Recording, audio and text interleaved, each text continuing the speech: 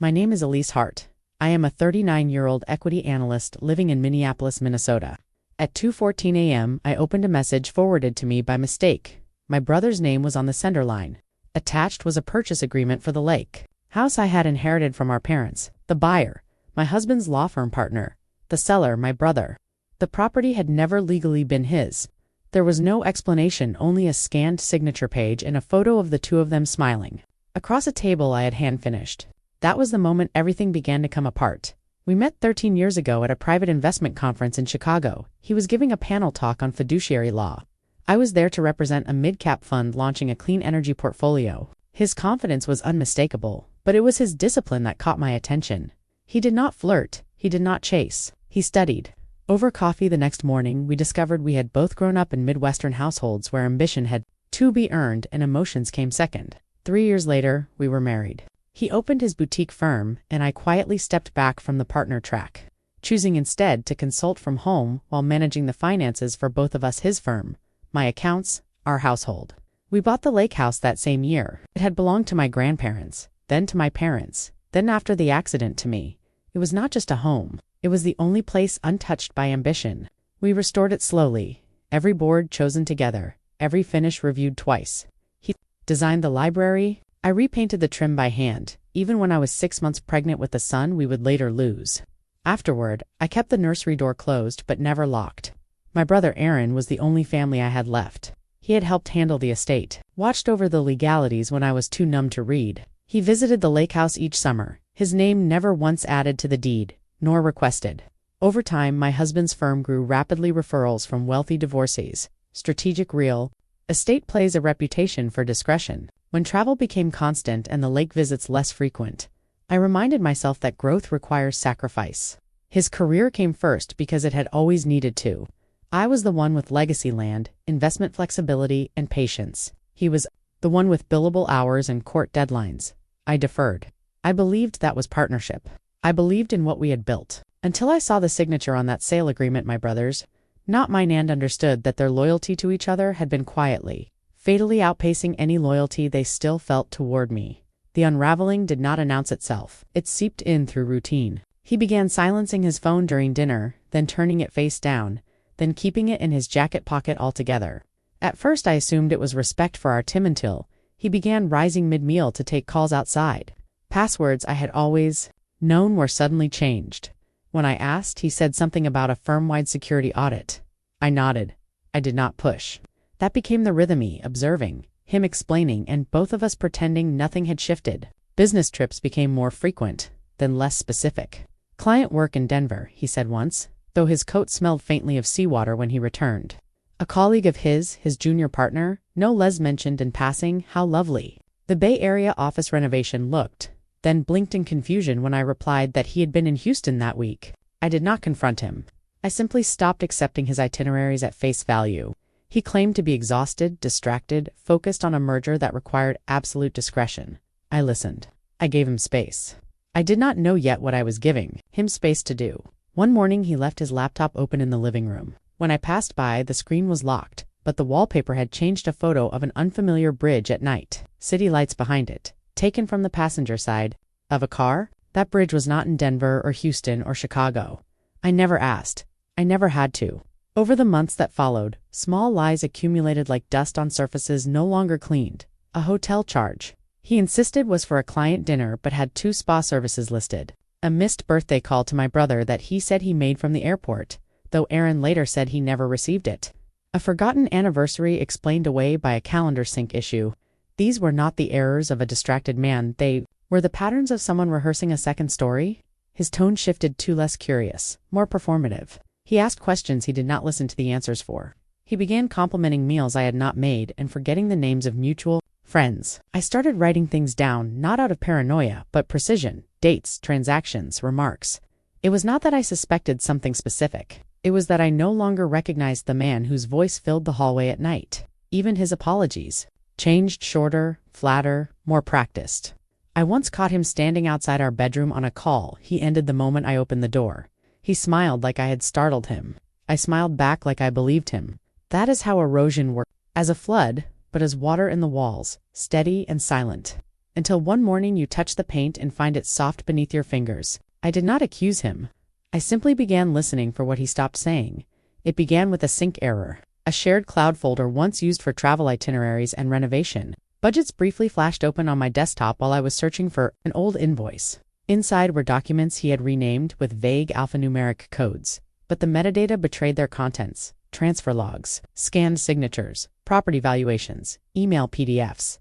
I opened one at random, a brokerage update listing our lake house as a collateralized asset against a private legal fund I had never authorized. Another was worse.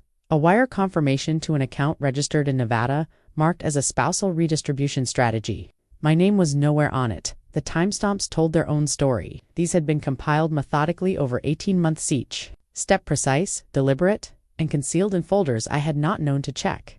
I started taking screenshots, saving them to a password-protected drive he would not think to access. I downloaded transaction logs, pulled backup PDFs from our shared printer queue, and located 3 notarized forms he had scanned from his phone, including one claiming I had relinquished ownership of the lake property for streamlined estate clarity. The signature was digital. It was not mine.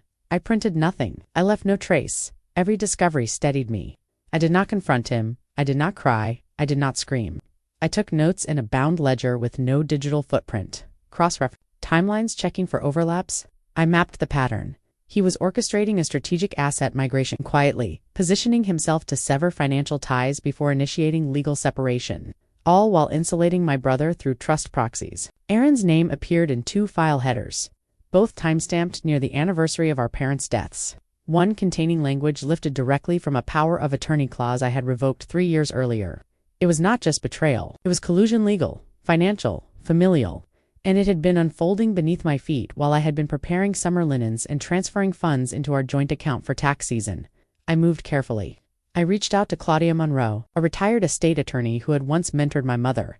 We met in person. I showed her nothing until I saw her lock the office door behind me. She reviewed the files without speaking for nearly 30 minutes, then looked up and said, "He has already monetized your silence." Her words did not wound me. They clarified what I already understood. I had been written out of my own life with surgical efficiency, but he had left fingerprints, IP addresses, timestamps, misuse clauses, digital inconsistencies. The law, she explained, was not about volume, it was about precision. I listened. I asked for time to gather more. She gave me a list of documentation to secure and the number of a forensic accountant who specialized in intramarital trust fraud. That night, I backed up every file to a solid-state drive I encrypted myself. I turned off location sharing on my devices. I began sleeping in the guest room, claiming it was due to his snoring. He did not argue. He barely noticed. In the mornings, I asked how his cases were progressing. At night, I kissed him on the cheek before bed. I did not do it out of affection.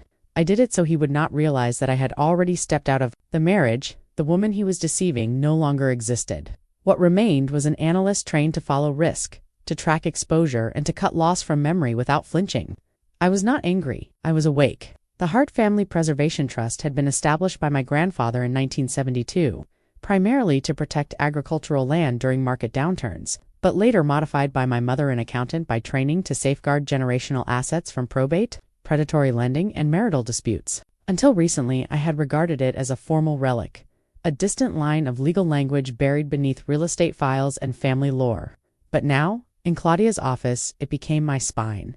Clause 7C explicitly restricted sale or transfer of any trust-designated property such as the lake house without the written consent of the primary heir, namely me. More importantly, Aaron's name did not appear anywhere in the trust. Claudia reviewed the original articles, cross-referenced them against the modified 2004 amendment, and confirmed what I needed to know: any transaction involving that property, executed without my documented authorization, was not just voidable, it was actionable. We proceeded methodically. Were not errors, they were deliberate obfuscations. Into an offline archive to preserve chain of custody, Claudia prepared a preliminary petition to freeze contested trust assets pending review, citing breach of fiduciary duty, fraud in execution, and bad faith negotiation. I read every line before signing. We agreed not to file et yet. I did not want headlines. I wanted leverage. I requested a certified trust valuation. I established a secondary checking account under my mother's maiden name and began quietly redirecting all dividends and distributions. Every move was logged. Every password was changed. Aaron remained unaware, still exchanging sporadic texts. about summer plans, still pretending he had not signed away a property he did not own. My husband's tone toward me had become one of performative warmth, forced dinners, unsolicited compliments, sudden interest in getting away for a weekend. It was guilt management, not affection. I accepted it all. I asked him polite questions about his case and smiled when he repeated a story I had heard him tell a colleague over speakerphone weeks before.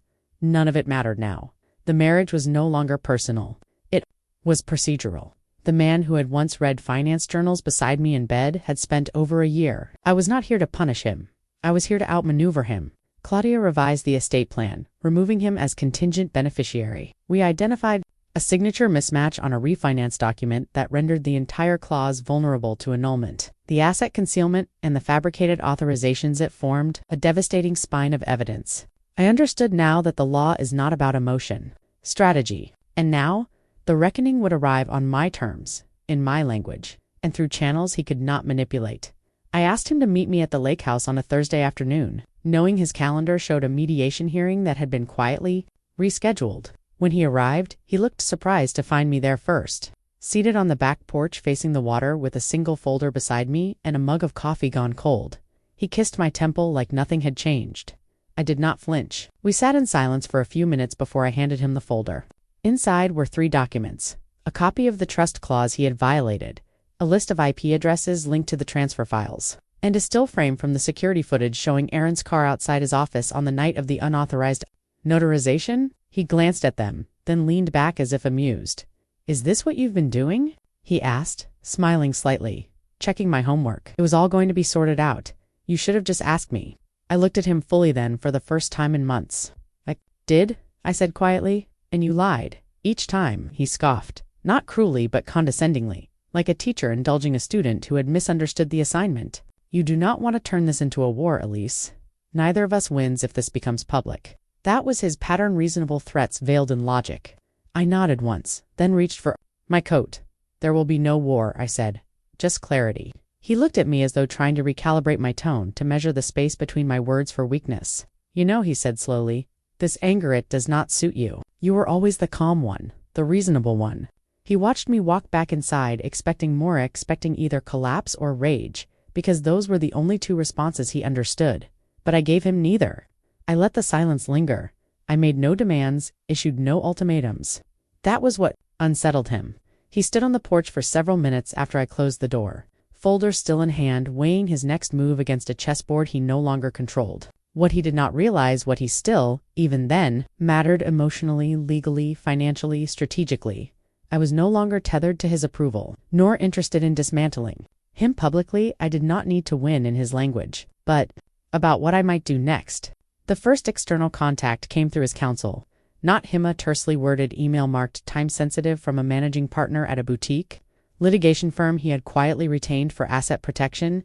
It requested a preliminary discussion regarding mutual financial interests and potential exposure related to jointly held properties. I forwarded it to Claudia without comment.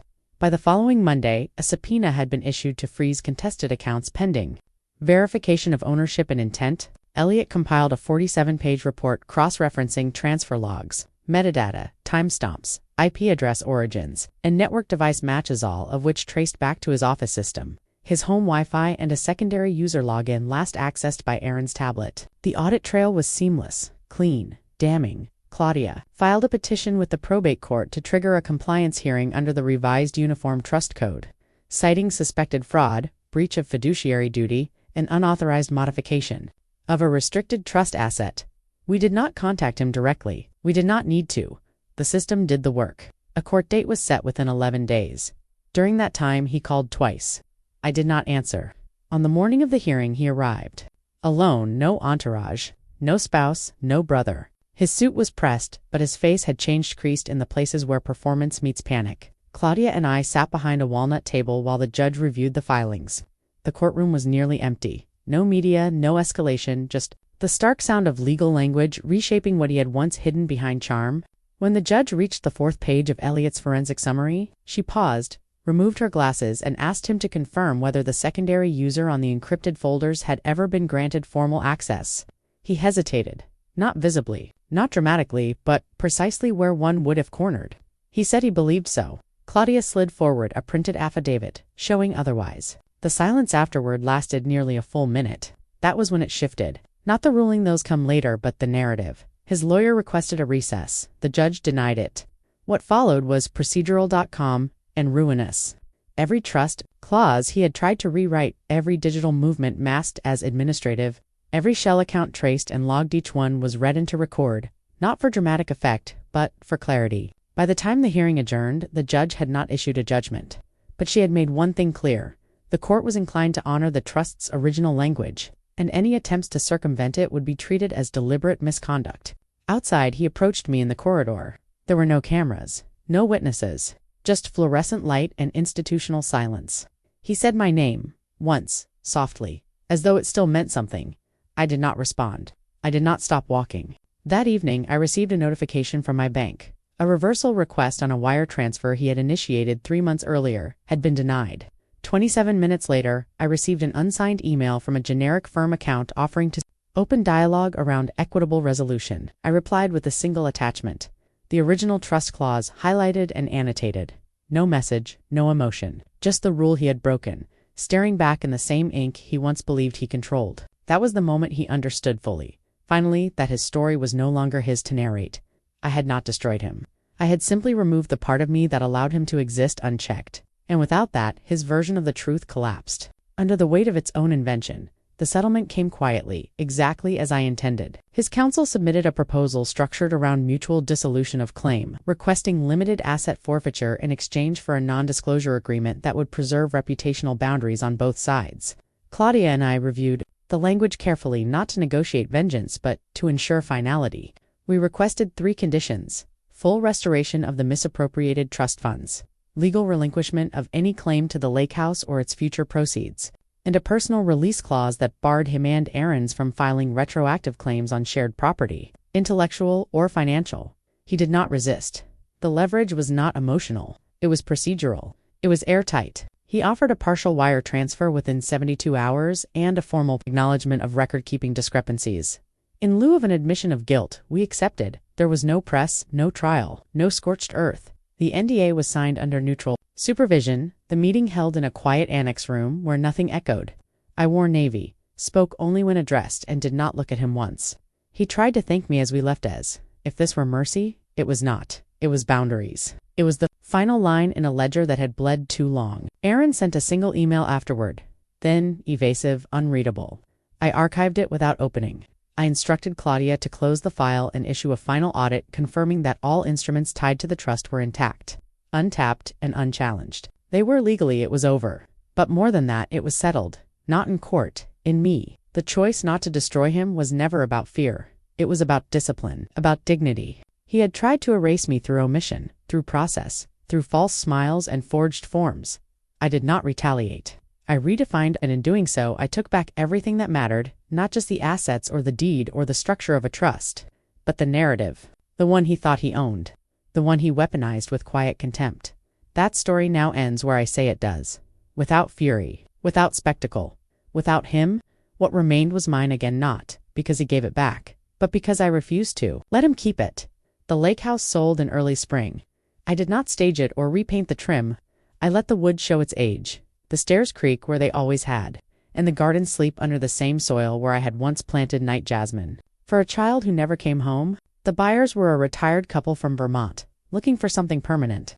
I left behind the kitchen keys and a handwritten note listing the names of the trees that would bloom by June. With the proceeds, I established the Monroe Hart Foundation, named in equal parts for my mother and for Claudia, whose clarity had anchored me when everything else became indistinct. The fund's purpose was simple: to provide scholarships for women pursuing law degrees, with a focus on estate protection and fiduciary ethics. No fanfare, just precision.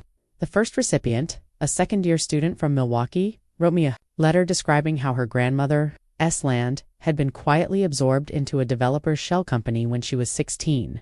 I read it twice, then signed the endowment release without hesitation. That same week, a final envelope arrived, no return address, just my name in typeface. Inside was a check for the exact remainder of the joint account we once shared, and a single line typed on plain paper: no further claims. It was unsigned. I did not cash the check. I had it voided, scanned, and archived with the other evidence less for legal reasons than for the sake of the record. Some gestures are not meant to be honored. They are meant to be witnessed, then released. I relocated to Portland, Oregon, where no one knew my last name, and the rain gave cover for quiet. I resumed consulting under a private firm, 3 clients, only, no press, no expansion. I walked each morning before sunrise and left my devices at home. Claudia wrote me once just a card, no envelope on the day of her retirement. Some structures were never meant to hold us. You built your own. I keep it in my wallet, folded behind my license. There are days when I forget what the betrayal felt like, not because it no longer matters, but because it no longer owns the language I live in. I am not rebuilding. I am not recovering. I am simply elsewhere. And that, finally, is enough. The past does not follow me here. It stays where it belongs, filed, settled, and closed.